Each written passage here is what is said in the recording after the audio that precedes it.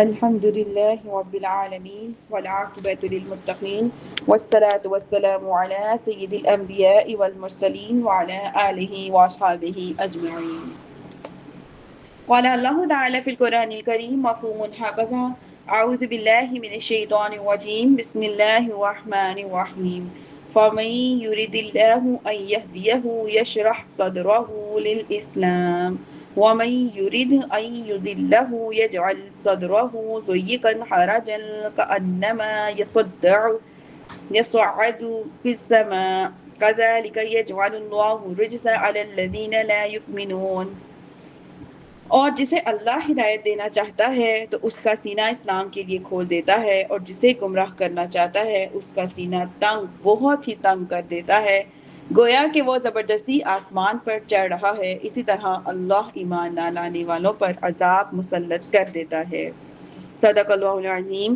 رب اشرح لی صدری ویسر لی امری واحلل عقدۃ من لسانی یفقهوا قولی ربی زدنی علما ربی زدنی علما ربی زدنی علما اللهم افتح علینا حکمتک وانشر علینا رحمتک یا ذا الجلال والاکرام سبحانک لا علم لنا الا ما علمتنا انک انت العلیم الحکیم۔ نہایت ہی قابل احترام میری پیاری اور دینی بہنوں، السلام علیکم ورحمۃ اللہ وبرکاتہ۔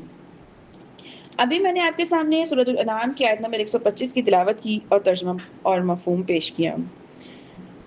اس کے بارے میں مزید جاننے سے پہلے اللہ رب العزت سے دعا کر لیتے ہیں، یا رب کریم اس کا پڑھنا ہمارے لیے آسان فرما دے، اللہ اس کے مطابق عمل کرنا، اس کو ہماری زندگی میں ڈھالنا ہمارے لیے آسان فرما دے، اس کا ایک ایک لفظ ہمارے ظاہر اور باطن کے لیے نور و نور فرما دے، آمین ثم آمین۔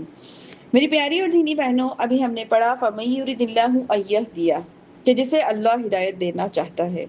اللہ تعالیٰ نے ازل سے ہی اپنی مخلوق کو دو قسمیں بنائیں، مخلوق کی دو قسمیں بنائیں، ایک شقی اور ایک سعید، اور ہر ایک کے لیے نشانی بنائی کہ جس سے اس کی پہچان ہو سکے۔ سعادت کی نشانی اسلام کے لیے سینے کا کھلنا اور ایمان کو قبول کرنا، جبکہ شقاوت یعنی کہ شقی اس کی نشانی ہے کہ سینہ کی تنگی اور اسلام کا قبول نہ کرنا ہے۔ اور ہر گروہ کے لیے آخرت میں ایک گھر بنایا جس میں وہ لوگ رہیں گے۔ سعادت مند لوگ جو ہیں، سعید لوگ جو ہیں، وہ جنت میں رہیں گے اور ان کی نعمتوں میں رہیں گے، اور شقاوت یعنی شقی لوگ وہ ہیں جو جہنم کی آگ میں رہیں گے اور اس کا عذاب بھی انہیں سہنا پڑے گا۔ حدیث مبارکہ میں آتا ہے کہ اللہ تعالیٰ نے ایک مخلوق کو پیدا فرمایا اور ارشاد فرمایا کہ یہ جنت کے لیے ہے اور مجھے کوئی پرواہ نہیں، اور ایک مخلوق کو پیدا فرمایا اور پھر فرمایا کہ یہ جہنم کے لیے ہے اور مجھے کچھ پرواہ نہیں۔ اس آیت میں اللہ تعالیٰ نے ہر قسم کی مخلوق کی نشانی بیان فرمائی ہے، لہٰذا جب اللہ تعالیٰ بندے کو شرح صدر کی توفیق دے تو اسے حلاوت ایمان سے بھر دے تو یہ وہ جان لے کہ اللہ تعالیٰ نے اسے عظیم نعمت عطا فرما دی ہے۔ امام محمد غزالی رحمۃ اللہ علیہ فرماتے ہیں، جسے جنت کے لیے پیدا کیا گیا اس کے لیے عبادت کے اسباب آسان کر دیے گئے ہیں، اور جسے جہنم کے لیے پیدا کیا گیا ہے اس کے لیے گناہ کے اسباب جو ہیں وہ آسان کر دیے گئے ہیں، اور اس کے دل میں شیطان کا جو حکم ہے وہ مسلط کر دیا گیا ہے، کیونکہ وہ طرح طرح کی باتوں سے انسان کو کیا کرتا ہے، بے وقوف بناتا ہے اور دھوکہ دیتا ہے۔ اور شیطان کہتا ہے کہ اللہ تعالیٰ وہ کہتا ہے کہ اللہ تعالیٰ رحمت والا ہے، لہٰذا تمہیں کوئی پرواہ نہیں کرنی چاہیے، تم لوگ اللہ تعالیٰ سے نہیں ڈرتے لہٰذا تم ان کی مخالفت نہ کرو، زندگی بہت طویل ہے لہٰذا انتظار کرو، کل توبہ کر لینا۔ یہ شیطان جو ہے یہ انسان کو گمراہ کرتا ہے، اس کے دماغوں میں ایسی باتیں ڈالتا ہے کہ آج گناہ کر لو، آج سستیاں کر لو، کل توبہ کر لیں گے۔ تو یہ ساری شیطان کی دھوکہ دینے کی باتیں۔ اللہ رب العزت سورۃ النساء میں کیا ارشاد فرماتے ہیں، یعدہم ویمنیہم وما یعدہم الشیطان الا غرورا۔ آیت نمبر 120 میں شیطان انہیں دھوکہ دیتا ہے اور آرزوئیں دلاتا ہے کہ ان کے دل میں تمنائیں دلاتا ہے کہ شیطان انہیں صرف فریب کے وعدے دیتا ہے، یعنی وہ ان کو توبہ کا وعدہ دیتا ہے اور مغفرت کی تمنا دلاتا ہے، کہ ان کے دل میں شوق پیدا کرتا ہے، کہ خواہش ہوتی ہے کہ ہاں بھئی ٹھیک ہے کل توبہ کر لیں گے، اللہ تو معاف کرنے والا، واقعی اللہ تو بڑا غفور رحیم ہے، آج گناہ کر لیتے ہیں کوئی بات نہیں، اور پھر پکا عہد انسان اپنے اندر کر لیتا نہیں آج کل تو توبہ کے نفل پڑھیں گے ہی پڑھیں گے، کل تو توبہ کریں گے ہی کریں گے۔ تو یہ شیطان کا دھوکہ ہوتا ہے۔ توبہ وہ ہے جو فوراً کر لی جائے، اور ان ہیلوں سے اذن خداوندی سے ان کو یعنی اللہ تعالیٰ کے حکم سے ان کو ہلاک کروا دیتا ہے، ان کے دل کو دھوکے کی قبولیت سے کشادہ اور قبول حق سے تنگ کر دیتا ہے، کہ ان کا دل ایسا کر دیتا ہے کہ ان کے دل جو ہے وہ دھوکے کو ماننے کے لیے تو کھل جاتے ہیں اور فوراً راضی ہو جاتے ہیں، لیکن حق بات کو قبول کرنے کے لیے ان کے دل میں کھٹک پیدا کر دیتا ہے، ان کے دلوں کو تنگ کر دیتا ہے۔ یہ سب کچھ اللہ تعالیٰ کی قضا اور تقدیر سے ہوتا ہے۔ ہدایت اور گمراہی کا مالک صرف ایک ہے، وہ کون ہے؟ میرا اور آپ کا رب اللہ عز و جل۔ وہ جسے چاہتا ہے جو چاہے کرتا ہے، جو چاہے ارادہ فرماتا ہے، حکم دیتا ہے، اس کے حکم کے کوئی بھی رد نہیں کر سکتا، نہ کوئی اس کے فیصلے کو مؤخر کر سکتا ہے۔ اس نے جنت اور اہل جنت کو پیدا کیا اور ان کو عبادت پر لگایا، نیز اس نے جہنم اور اہل جہنم کو بھی پیدا کیا اور ان کو گناہ پہ لگا دیا۔ شرح کے جو اصلی معنی ہیں، ہم نے پڑھا نا، شرح صدرہ، کیا پڑھا؟ یشرح صدرہ للاسلام۔ یہاں پہ شرح کا جو اصلی معنی ہے وسیع کرنا، وسیع کرنا اس کے معنی ہے، جبکہ یہاں اس سے مراد یہ ہے کہ اللہ تعالیٰ بندے کے دل میں روشنی پیدا فرماتا ہے، یہاں تک کہ اس کا ہر عمل اللہ تعالیٰ کی مرضی کے مطابق ہو جاتا ہے۔ جیسا کہ عبداللہ بن مسعود رضی اللہ تعالیٰ عنہ فرماتے ہیں، تاجدار رسالت صلی اللہ علیہ وآلہ وسلم نے یہ آیت کریمہ تلاوت فرمائی تو صحابہ کرام رضوان اللہ علیہ اجمعین نے عرض کیا، اسے کھولنے سے کیا مراد ہے؟ ارشاد فرمایا گیا، اس سے مراد وہ نور ہے جو مومن کے دل میں ڈالا جاتا ہے، جس سے اس کا دل کھل جاتا ہے۔ عرض کی گئی، کیا اس کی کوئی نشانی ہے جس سے اس کی پہچان ہو سکے؟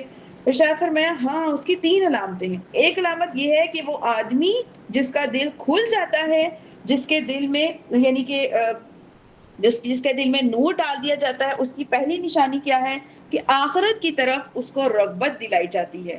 دوسری چیز کیا ہے کہ دنیا کی طرف سے اس کو نفرت ہونے لگ جاتی ہے، اور تیسری چیز کیا ہے کہ موت سے پہلے اس کی تیاری کر لیتا ہے۔ اب میری پیاری اور دینی بہنوں، اس حدیث مبارکہ کو سامنے رکھ کر ہم نے سوچنا ہے کیا ان تینوں میں سے ہمارے اندر کوئی علامت پائی جاتی ہے؟ اگر ہمارے اندر اس میں سے کوئی علامت پائی جاتی ہے تو ہمارے لیے خوشخبری ہے کہ اللہ تعالیٰ نے ہمیں سعادت مند لوگوں میں پیدا کیا ہے کہ ہم دنیا میں رہ کر اعمال کریں اور اس کے بعد اہل جنت میں شامل ہو جائیں۔ لیکن اگر خدا نہ خواستہ اس میں سے کسی چیز کی کمی ہے تو پھر فوراً سے غور و فکر کرنے کی بات ہے، اور فوراً توبہ کر کے ان جو ایسی چیزیں ہیں جو ہمیں سعادت مندی سے دور کرتی ہیں انہیں اپنے سے دور کر لینا زیادہ حکمت والی بات ہے۔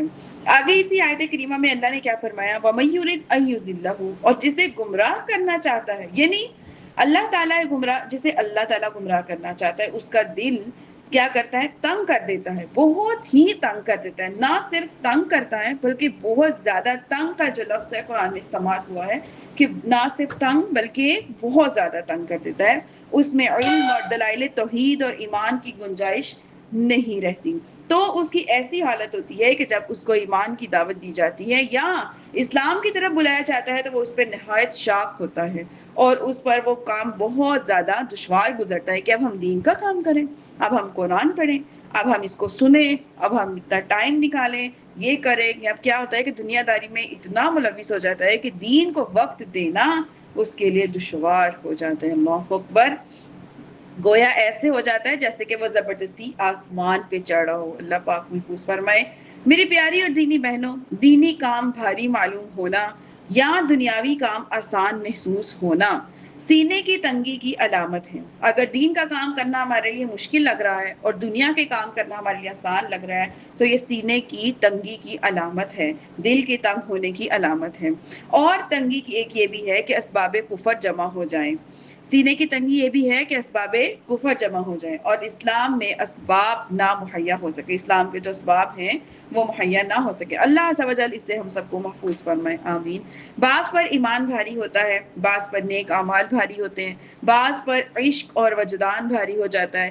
خیال رکھیں کہ اس سے یہ لازم نہیں آتا کہ بندہ کفر کرنے پر مجبور ہوتا ہے، بلکہ وہ جو کفر اور سرکشی کرتا ہے وہ اپنے اختیار سے کرتا ہے، اور آدمی کی بدکاریوں سے دل میں یہ حال پیدا ہوتا ہے جیسے لوہا زنگ لگ کر بیکار ہو جاتا ہے۔ اسی طرح گناہوں کی وجہ سے دل جو ہے وہ زنگ آلود ہو کر حق کو قبول کرنے سے محروم ہو جاتے ہیں۔ اللہ پاک ہم سب کے دلوں کو اپنے قرآن کے نور سے، اپنی محبت سے، اپنے نبی کریم صلی اللہ علیہ وسلم کی محبت سے، صحابہ کی محبت سے ہمارے دلوں کو نور نور فرمائے۔ آگے دیکھیے آیت نمبر 126، وَهَذَا صِرَاطُ رَبِّكَ مُسْتَقِيمًا قَدْ فَصَّلْنَا الْآيَاتِ لِقَوْمٍ يَذَّكَّرُونَ، کیا فرمایا؟ اور یہ تمہارے رب کی سیدھی راہ ہے، بے شک ہم نے نصیحت ماننے والوں کے لیے تفصیل سے آیتیں بیان کر دی ہیں۔ یعنی کہ قرآن کریم یا حضرت سید المرسلین صلی اللہ علیہ وسلم کی تعلیم وہ راستہ ہے جو بلا تکلف رب عز و جل کی طرف پہنچا دیتا ہے. جیسے ہدایت جو سیدھا راستہ ہے منزل مقصود تک پہنچاتا ہے، اسی لیے اسے شریعت کہتے ہیں، یعنی کہ وسیع اور سیدھا راستہ جس پر ہر شخص بآسانی چل سکے.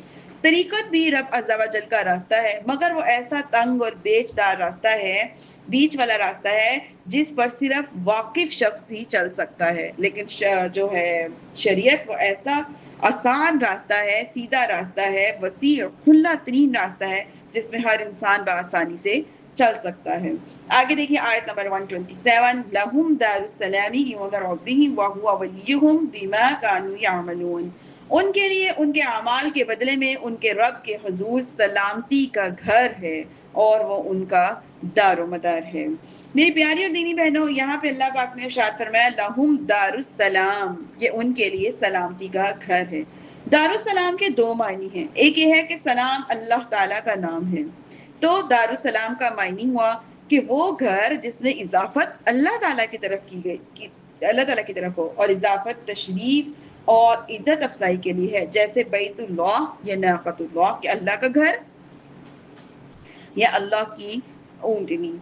آگے ہے دوسرا معنی یہ ہے کہ اس کا دوسرا معنی ہے کہ سلام دار کی صفت ہے، یعنی یہ سلامتی کا گھر ہے، اور جنت کو دار السلام اس لیے فرمایا ہے کہ جنت میں ہر قسم کے عیوب، کسی قسم کا کوئی عیب نہیں، تکلیفوں و مشقتوں سے سلامتی ہے. جنت کو دار السلام، جنت کو دار السلام کہنے کی جو تیسری وجہ ہے وہ یہ ہے کہ جنتیوں کو جنت میں داخل کرتے وقت سلام کیا جائے گا اللہ تعالیٰ کی طرف سے، فرشتوں کی طرف سے، اہل اعراف کی طرف سے ان کو سلام پیش کیا جائے گا، اور جنتی بھی ایک دوسرے کو کیا کریں گے؟ سلام کریں گے. آگے دیکھیے آیت نمبر 128، وَيَوْمَ يَحْشُرُهُمْ جَمِيعًا يَا مَعْشَرَ الْجِنِّ قَدِ اسْتَكْثَرْتُم مِّنَ الْإِنسِ وَقَالَ أَوْلِيَاؤُهُم مِّنَ الْإِنسِ رَبَّنَا اسْتَمْتَعَ بَعْضُنَا بِبَعْضٍ وَبَلَّغْنَا أَجَلَنَا الَّذِي أَجَّلْتَ لَنَا قَالَ النَّارُ مَثْوَاكُمْ خَالِدِينَ فِيهَا إِلَّا مَا شَاءَ اللَّهُ إِنَّ رَبَّكَ حَكِيمٌ عَلِيمٌ. اور یاد کرو وہ دن جب وہ اس سب کو اٹھائے گا اور فرمائے گا اے جنوں کے گروہ، تم نے بہت سے لوگوں کو اپنا تابع بنا لیا، اور انسانوں میں سے جو ان کے دوست ہوں گے وہ کہیں گے اے ہمارے رب، ہم نے ایک دوسرے سے فائدہ اٹھایا اور ہم اپنی اس مدت کو پہنچ گئے جو تو نے ہمارے لیے مقرر فرمائی تھی. اللہ رب العزت فرمائے گا آپ تمہارا ٹھکانہ ہے، تم ہمیشہ اس میں رہو گے مگر جسے اللہ چاہے، بے شک تمہارا رب حکمت والا، علم والا ہے. میری پیاری اور دینی بہنوں، یہاں پہ ہم کیا پڑھ رہے ہیں؟ وَيَوْمَ يَحْشُرُهُمْ جَمِيعًا يَا مَعْشَرَ الْجِنِّ، کہ جس دن وہ ان سب کو اٹھائے گا اور فرمائے گا اے جنوں کے گروہ، یعنی کہ قیامت میں اولاً سب اکٹھے ہوں گے، اس لیے اسے حشر کہتے ہیں. بعد میں اچھے بروں کی چھانٹ کی جائے گی، اس لیے اسے یوم الفصل بھی کہا جاتا ہے. سب کو اٹھانے سے مراد جو ہے وہ یہ ہے کہ مومن اور کافر کو اکٹھا اٹھایا جائے گا، یا انسانوں اور جنوں کو اکٹھا اٹھایا جائے گا، یا پھر سعید جو ابھی ہم نے پڑھا پیچھے، سعید اور شقی کو اکٹھا اٹھایا جائے گا، یعنی کہ خوش نصیب اور بدبخت کو اکٹھا اٹھایا جائے گا. اس آیت میں ان سرکش جنات سے خطاب ہے کہ جنہوں نے بہت سے انسانوں کو بہکایا، جبکہ مومن جنات تو اللہ تعالیٰ کی رحمتوں میں سے ایک عظیم رحمت ہے. اسی آیت مبارکہ میں ہم نے کیا پڑھا؟ وَقَالَ أَوْلِيَاؤُهُم مِّنَ الْإِنسِ، اور انسانوں میں سے ان کے دوست رہیں گے. انسانوں میں سے جو جنات کے دوست ہوں گے وہ دونوں نے ایک دوسرے سے فائدہ اٹھایا ہوگا. اسی طرح جنات نے انسانوں کے برے راستے دکھائے اور بدعملیوں سے ان کو آسان کیا، اور جنات نے انسانوں سے اس طرح فائدہ اٹھایا کہ انسانوں نے ان کی پوجا کی اور ان کے مطیع اور فرمانبردار بنے. وہ حسرت سے کہیں گے اے ہمارے رب، ہم نے ایک دوسرے سے فائدہ اٹھایا، اور افسوس کہ آج ہم اپنی اس مدت کو پہنچ گئے جو تو نے ہمارے لیے مقرر فرمائی تھی. ہائے وقت گزر گیا اور قیامت کا دن بھی آ گیا، اب صرف حسرت اور ندامت ہی باقی رہ گئی. اللہ عز و جل فرشتوں کی زبانی ان سے فرمائے گا آپ تمہارا ٹھکانہ ہے اور تم ہمیشہ اسی میں رہو گے. اسی آیت مبارکہ میں ہم نے ایک اور چیز پڑھی، الا ما شاء اللہ، مگر جسے اللہ چاہے. جو استثناء کے دو معنی ہیں، یعنی کہ اللہ حروف استثناء ہے، اس کے دو معنی ہیں. ایک یہ ہے کہ وہ ہمیشہ جنت میں رہیں گے لیکن قبر سے حشر تک کے زمانے اور میدان حشر میں حساب کتاب سے لے کر جہنم میں داخل ہونے تک جہنم میں نہیں رہیں گے۔ دوسری بات یہ ہے کہ اس سے مراد وہ اوقات ہیں جن میں انہیں ایک عذاب سے دوسرے عذاب میں منتقل کیا جائے گا۔ جہنمی جب دوزخ کی آگ کی شدت سے فریاد کریں گے تو انہیں زمہریر یعنی سخت ٹھنڈے اور برفانی طبقے میں ڈال دیا جائے گا، اور جب زمہریر کی جو ٹھنڈک سے گھبرا کر فریاد کریں گے تو انہیں پھر نار جہنم میں ڈال دیا جائے گا۔ جمہور مفسرین نے حضرت عبداللہ بن عباس رضی اللہ تعالیٰ عنہما سے ایک روایت میں یہ بھی نقل کیا ہے کہ اس سے مراد وہ لوگ ہیں جن کے بارے میں رب تعالیٰ کے علم میں ہے کہ انہوں نے اسلام کو قبول کیا اور نبی کریم صلی اللہ علیہ وسلم کی تصدیق کی، تو انہیں آگ سے نکال دیا جائے گا۔ اللہ پاک ہم سب کو کہنے سننے زیادہ عمل کی توفیق عطا فرمائے۔ وما علیہ الا البلاغ المبین۔